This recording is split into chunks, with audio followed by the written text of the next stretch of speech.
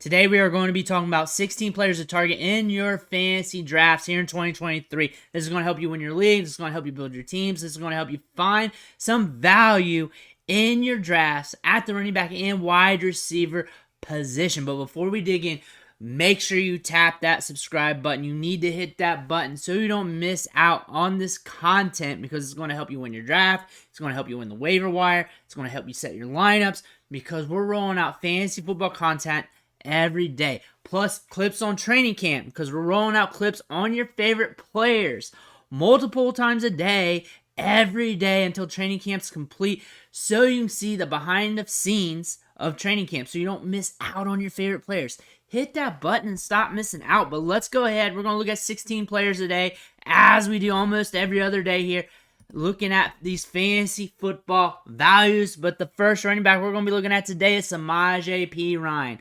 RB37 in ADP. Javonte Williams is coming back from an injury.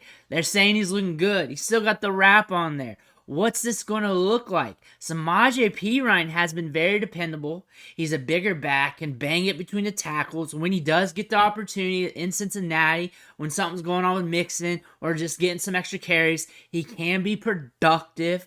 This offense rebuilt the offensive line. They added some more pieces there. They put some more money into the offensive line. Russell Wilson could take a step up. Peyton's back coach there, so we got a lot of transitions here. Samaje Perine could have some valid weeks this year. He's only valued at RB37, so he could be like your RB3, 4, 5, depending on how you drafted on your team, and could be much cheaper than that when it comes to your actual fantasy football draft, because this ADP is coming from Underdog Fantasy, which is hot and heavy with the best ball drafts all year long. Pretty sharp ADP, so you might be even cheaper in your hometown redraft league or whoever you're drafting with. But since it's early August, we got to use this as our ADP. Next, Jordan Addison, wide receiver, 36 in ADP. Very cheap considering the talents. He broke out with 2 different collegiate programs during his collegiate career, Pitt and USC, and that means he can transition quickly in a new situation. We're in a new situation right now as a rookie, and he's looking good. I'm about to drop the highlights, or I've already dropped the highlights of him from his last few days of practice. He's just burning DBs left and right. He's going to transition pretty well. Adam Thielen had some production last year, saw some targets. That workload's probably going to go to him because he's going to earn it. Vikes were 7th in pace of play last year, so one of the fastest pace offenses in the league. Kirk Cousins averaged about 40 pass attempts a game. They like to throw the ball. He has Justin Jefferson on the other side. That's going to open up some opportunities for him. And you're getting him at like a wide receiver 36, wide receiver 40 price range in ADP. This could be a player that gives you a good return on investment considering where you're drafting him at. Jordan Addison, a hell of a talent, first-round prospect, should be getting opportunity early in his career, early this year. Next, JAHMYR GIBBS, RB12 ADP. I don't think I need to say much, but the clips are pretty good coming out of camp. He is explosive, catches the ball in the backfield, 103 career catches. And he also broke out with 2 different collegiate programs. He did well at Alabama last year, and he did well at Georgia Tech. Was heavily used in the passing game at Georgia Tech when they don't even have one. Averaged 3.39 yards after the contact per attempt last year in the SEC. So this guy can run it and catch passes out of the backfield. Has first-round draft capital, drafted in top 12, and usually running backs drafted in top 12 has like a 70% hit rate of giving you RB1 production during their initial rookie season, so it's hard to go against him. We know they want to use him. They've talked him up a lot, and we know he's got the chops in the passing game to help you in PPR. Next, wide receiver 23, Drake London. The opportunity and the workload, the work rate is definitely there. A 29% target share, a 29% share of the air yards. All he has to do is get better targets, connect on some of those deeper targets, and we got some money here. We got some money. Wide receiver 23. We might get some wide receiver 1 upside weeks here with Desmond Ridder. Very productive. 14.57 points per game and over 6 catches a game. That's more than enough to help you out, win some weeks, and be stable as well. A young wide receiver. Young players take leaps. They are more likely to take leaps than older players. He's going into his second season. High-end first-round prospect. Has size, creates separation. Check out the clips I've rolled out on him. He's been playing well in camp as well. Next, Rachaad White, RB27 and ADP. He had a 12% target share in his last 6 games as he was earning more opportunity in the offense. We got Baker Mayfield there at quarterback. We're scared about that, but 23.7% of his targets went to running backs last year, so more than likely we're going to get some dump-offs. Sean Tucker's there. He is the dark horse of that running back room. Keep an eye on him. I'm talking about him too because we love Sean Tucker, but right now Rachaad White is the incumbent. Decent price tag because we're projecting a decent workload as well. Next, DeAndre Hopkins, the old horse, wide receiver 24, and that can go up or down in the next couple weeks, so pay attention to his price range in ADP as we move along. This is per Underdog Fantasy, as I told you before, but last year, a 41% share of the air yards, elite, 29% target share, elite, still getting workload at his age. That's a good thing to see. And he's going into a spot where there's 141 vacated targets. Bobby Woods is gone. He's with the Texans. They're inserting him, so that's an upgrade. Even though he's older, that's an upgrade. And even though this is a slower pace of play, even though this is the Titans, they don't throw it as much, he hasn't always been in the best situations, and he's always been productive. DeAndre Hopkins is just one of those players. You can just put him anywhere. He's going to be okay.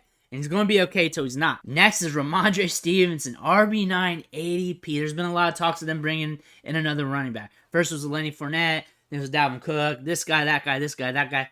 Hasn't happened. Rhamondre Stevenson can be very productive. We saw it last year. Averaged 15 points per game and had some spike weeks. RB1 and was third among all running backs in targets last year. 89 targets. Damien Harris gone. Should see an increased workload. As long as he's on the field, as long as he's healthy, he's going to be a key cog of this offense. Going to be getting opportunity, going to be getting work. Pass game, run game, everything. Rhamondre Stevenson, RB9 price tag, solid get, solid get. Next, Mike Evans, wide receiver 35 in ADP in Underdog Best Ball. However, my personal drafts, I'm seeing him drop a little further than that. 40-ish range of wide receivers. I'm playing chicken with him. I just want to see how far my league mates let him fall. But he's fallen in drafts. You're catching him at a discount. And I have to let you know about that because that's my job. 20% target share, 36% share of the air yards. Gets targets downfield. Baker Mayfield likes to throw YOLO balls when he's not targeting the running backs. Third and deep targets last year. Wide receiver 35.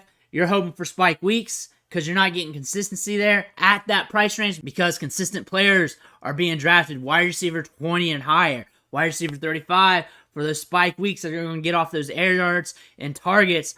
Those deep balls, those YOLO balls from Baker Mayfield is what you're wanting in that price range. Next, James Cook, RB29 ADP. We got a young running back, catches passes out of the backfield with Josh Allen and the Buffalo Bills.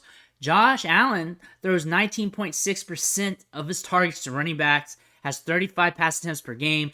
This offense hums in the passing game. He can be a benefit of that. He's getting targeted on 30% of the routes he runs. So James Cook's balling out in the passing game could allow him to ball out for you in fantasy. Next, Deontay Johnson, wide receiver 29 ADP, and it's hard for him to duplicate these numbers. 147 targets and 0 touchdowns. That's just really hard to do. If he had 150 targets again this year, more than likely there's some touchdowns there. It could be 1, 2, 3, 6, 7, 8. But the odds of him having 0 touchdowns again, which impacts his fantasy scoring immensely, is more than likely not going to happen. The odds are very much against that. Still had 10.6 PPR points per game. Still was getting targets. Still was getting air yards. A player you're going to want at wide receiver 29 price tag, even though he's got Kenny Pickett at quarterback. Next, we're looking at Rashawn Johnson, RB48 and ADP, D'Onta Foreman. He could be playing over him. He's looking good in camp. We got to follow the news on that, but he's also solid in pass protection. You can trust him. 4.28 yards after contact per attempt last year at Texas. This guy's a big boy. 6 foot, 219 pounds, but can wiggle, get you yards after contact. Good size for that and enough speed and burst after contact to really pick it up and get you yards. 12 carries and 10 plus yards. Remember, he was sharing the backfield with Bijan Robinson, and that has an impact on his numbers. But from an efficiency standpoint, from a standpoint of being a workhorse, Rashawn Johnson is a good bet to make here around RB50 price tag. You're shooting for upside in that spot of the draft. Next, TREYLON BURKS, wide receiver 40 ADP. When you're looking at wide receivers at this spot of the draft, wide receiver 40 to 50 range, you're shooting for upside, you're shooting on talent, you want that draft capital. He's got first round draft capital, 17% target share last year, 28% share of the air yards. DeAndre Hopkins is there. He's going to soak up targets. Pace of play's not there either with the Titans. Slow volume passing game.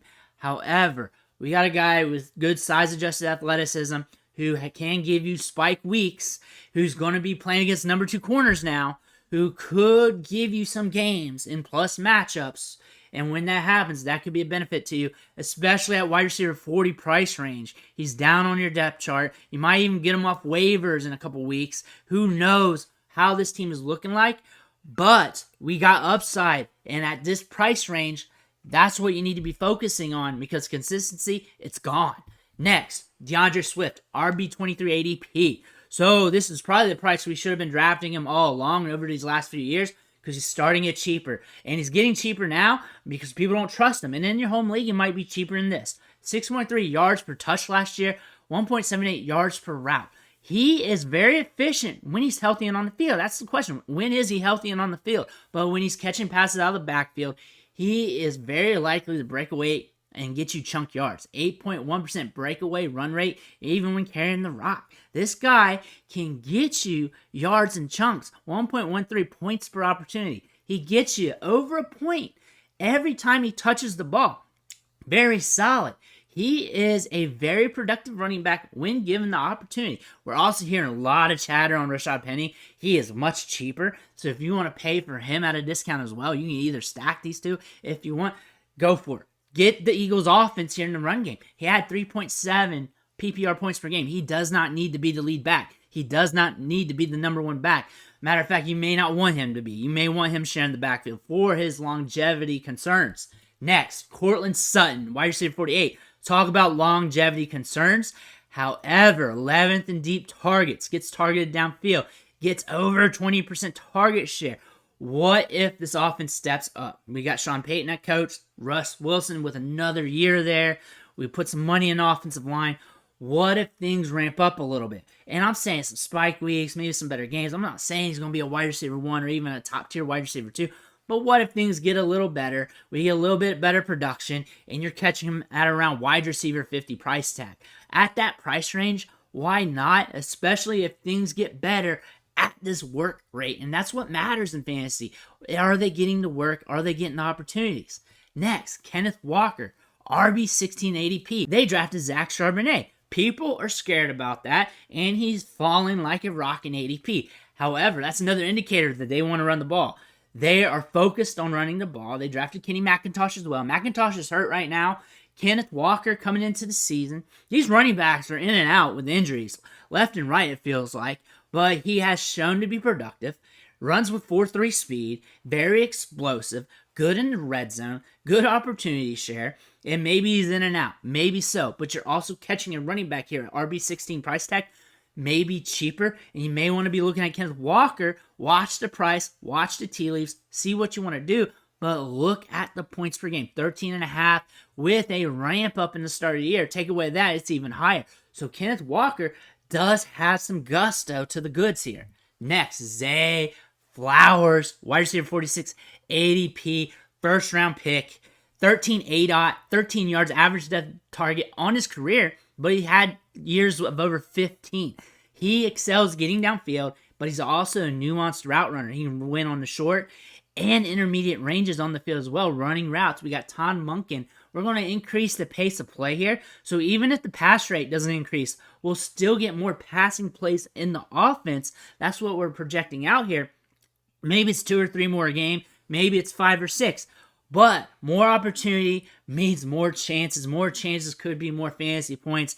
He's a very good player. He's very stout. He looks like he's got a lot of dog in him. Looks like he's going to develop rather quickly. Looks like they want to put him in the Marquise Brown role where he's downfield and winning with nuance, which is how he profiles. Could be a very, very good get for the Baltimore Ravens. But those are 16 players we're looking at today as targets and drafts right now in fantasy football here in 2023. Let me know who you're targeting. We're going to have more videos out for players for you to target, more strategy, more everything else fantasy football talk, on top of the clips from training camp, on top of the Dynasty and Devy football videos that we're pumping out every single day. Let me know what you think in the comments. I want to hear about it. Make sure you hit that subscribe button, and I'll catch you on the next video.